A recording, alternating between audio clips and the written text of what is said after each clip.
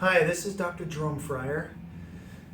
I just had a patient that had an injury as a result of sneezing, which is common. When patients sneeze, they actually do micro injury. I've actually had some patients that have actually herniated their discs as a result of the increased pressures within the intervertebral disc.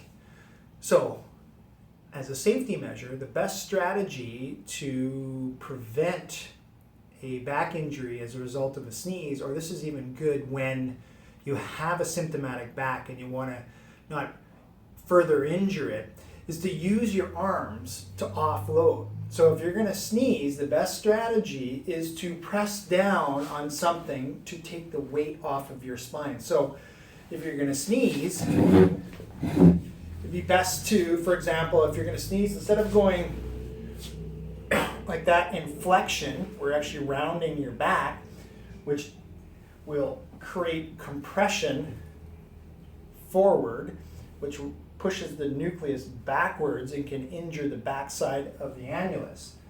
The best strategy, of course, is to try to keep your back in extension like this, right, with a bit more of a curve. But even better is to push down with your hand. So when you go to sneeze, go boom, like this. And what you're doing is you're pressing down to take the weight off of your spine.